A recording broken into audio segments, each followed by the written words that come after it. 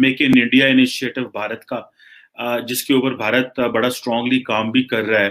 Russia और Poland को एक तरफ फेंक के भारत जो है वो अपना डिफेंस मिसाइल सिस्टम, ठीक है, बिजनेस टुडे में लिखा है, फिर इंडिया टुडे पिछले साल का आप देख सकते हैं कि India outshines Russia Poland to bag US 40 million defence deal. बड़े एक्सपोर्टर थे जिनको भारत ने असला एक्सपोर्ट किया, उसमें म्यांमार है तकरीबन 46%, श्रीलंका है जो मेन क्लाइंट है इनका, और तकरीबन 25%, फिर मॉरिशस है 14%। कि भारत के पास कैपेबिलिटी तो है अगर इस हवाले से देखा जाए।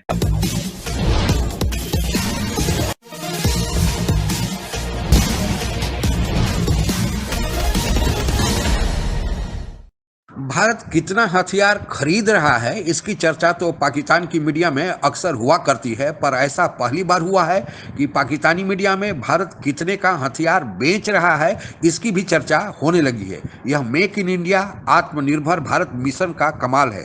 भारत के निर्यात में पिछले 2 सालों में 700% तक की वृद्धि हुई है। इस संबंध में कुछ और चर्चा इस वीडियो ब्लॉग के अंतिम भाग में करेंगे। उसके पहले आइए सुनते हैं इस संबंध में पाकिस्तानी मीडिया की प्रतिक्रिया। उनका आपको पता है कि एक प्लान भी है make in India initiative Bharat का, जिसके ऊपर भारत बड़ा स्ट्रांगली काम भी कर रहा है। तो ये जरा देखना है कि क्या इंडिया वाकई ही एक्सपोर्ट कर सकता है या इंडिया इस पोजीशन में होगा कि वो वेपन सेल कर सके, क्योंकि कोविड-19 में तो इंडिया ने वैक्सीन तो एक्सपोर्ट की है और वैक्सीन में चाइना का मुकाबला भी किया है। तो अभी क्या ऑल्टरनेट बन सकता है चाइना का, ये एक बड़ा सीरियस क्वेश्चन है। और इंडिया चाहता है कि वो उसको एक मिलिट्री पार्टनर जो है इंडियन ओशन रीजन में और अफ्रीका में और आसियान में लिया जाए। और उस हवाले से तकरीबन जो मैंने थोड़ी रिसर्च की तो तकरीबन 152 जो डिफेंस आइटम्स हैं वो इंडिया बेचना चाहता है फ्रेंडली कंट्रीज को, जिसमें वो जो तेजस फाइटर एयरक्राफ्ट है वो भी है, ध्रुव एंड रुद्रा चॉपर्स हैं, और फिर लाइट कॉम्बैट हेलीकॉप्टर्स हैं। कि भारत के पास कैपेबिलिटी तो है अगर इस हवाले से देखा जाए। मार्च में $40 बिलियन का असलहा भारत ने फरोख्त किया आर्मीनिया को, $40 बिलियन का। अच्छा, और $40 बिलियन का असलहा बेचा। और असला ये अगर बिजनेस टुडे हम दिखा दें तो इंडिया पिप्स रशिया और पोलैंड को एक तरफ फेंक के भारत जो है वो अपना डिफेंस मिसाइल सिस्टम, ठीक है, बिजनेस टुडे में लिखा है, फिर इंडिया टुडे पिछले साल का आप देख सकते हैं कि India outshines Russia Poland to bag US 40 million defence deal in Armenia.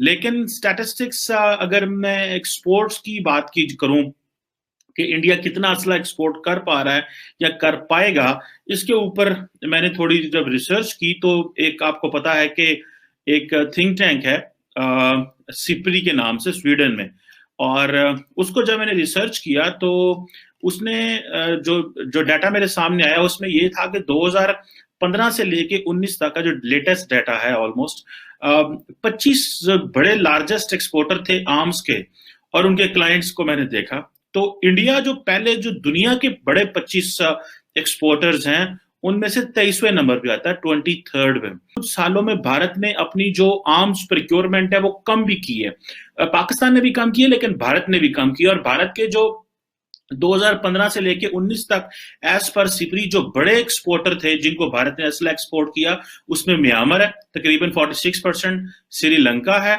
जो मेन क्लाइंट है इनका, और तकरीबन 25%, फिर मॉरिशस है 14%। और ये तो हो गई कि एक्सपोर्ट के हवाले से। सो एक्सपोर्ट में भारत जो है वो राइट नाउ तो उसकी वो इतनी से नहीं है, लेकिन अगर कैपेसिटी की बात की जाए, कैपेबिलिटी की बात की जाए तो उसमें भारत अपने आप को लेके आ सकता है। भारत जो है वो अपने आप को प्ले तो कर रहा है। जैसे कोविड-19 में वैक्सीन एक्सपोर्ट की तो जारी बात है उनको फायदा तो हुआ इसमें। अब और भारत का सॉफ्ट इमेज भी बढ़ा। अच्छा, अभी अगर भारत जो खित्ते के छोटे छोटे ममालिक को अपना जो असला बना रहा है, जैसे मैंने पहले बताया कि 152 आइटम्स ऐसी हैं जिनको भारत एक्सपोर्ट करना चाहता है। अब भारत की अगर अपनी जो वेपन इंडस्ट्री है वो मेरे ख्याल स्ट्रेटेजिक वेपन्स में, जिस तरह रशिया से वो S-400 लेगा, वहां से राफेल ले लिए, तो बड़ा वेपन जो है और जो बड़ी इन्वेस्टमेंट्स है वो तो इमीडिएटली भारत प्रोक्योर करना चाहता है, और वो करेगा भी, क्योंकि वो समझता है कि चाइना को डील करना है, पाकिस्तान को डील करना है। लेकिन जो छोटा वेपन होगा, जो छोटी इंडस्ट्री होगी, और जो जिसकी मार्केट भी जारी बात है छोटी होगी।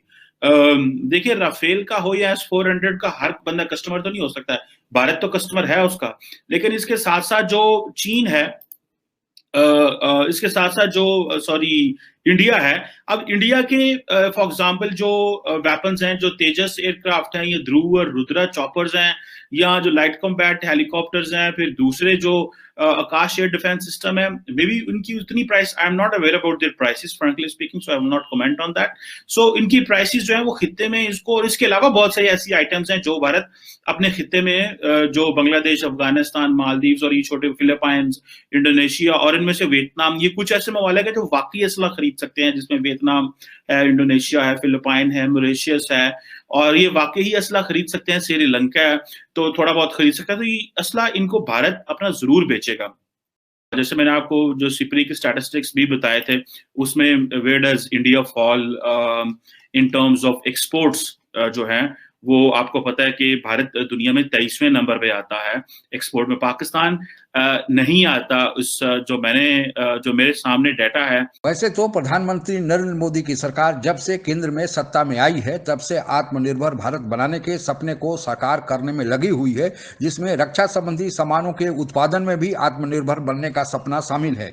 यह जरूरी भी है कि हम रक्षा उत्पादन के क्षेत्र में आत्मनिर्भर हों, क्योंकि आप लोगों को पता है कि हमारे देश के दोनों तरफ चीन और पाकिस्तान रूपी दो दुश्मन मुल्क बैठे हुए हैं, और इनका आपस में गठजोड़ भी है।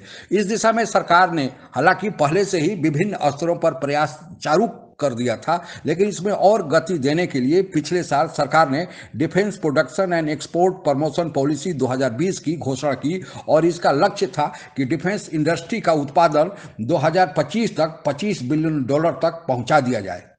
पॉलिसी के तहत $5 बिलियन रक्षा सामानों के प्रतिवर्ष निर्यात का भी लक्ष्य रखा गया है। वर्तमान में हमारा घरेलू उत्पादन डिफेंस प्रोडक्शन के क्षेत्र में केवल $11.4 बिलियन का ही हो पाता है, जिसमें से मात्र $1.53 बिलियन ही हम बाहर के देशों में निर्यात कर पाते हैं। लेकिन इसके विपरीत प्रत्येक वर्ष हम लगभग $18.52 बिलियन का डिफेंस का सामान बाहर से खरीदते हैं, जिसमें से 60% तो हम देश में ही उत्पादन कर लेते हैं, लेकिन 40% हमें विदेशों से मंगाना पड़ता है। आपको यह भी बताते चलें कि इस पॉलिसी के अंतर्गत प्राइवेट सेक्टर्स को भी प्रोत्साहित किया गया है कि वो भी डिफेंस प्रोडक्शन में अपना योगदान दे। अगर कोई बाहर की कंपनी भारत में आती है तो उसको भी प्रोत्साहित करने का प्रयास किया गया है। पहले अमेरिका और फ्रांस जैसे देशों में डिफेंस प्रोडक्शन प्राइवेट सेक्टर्स में भी होते आए हैं।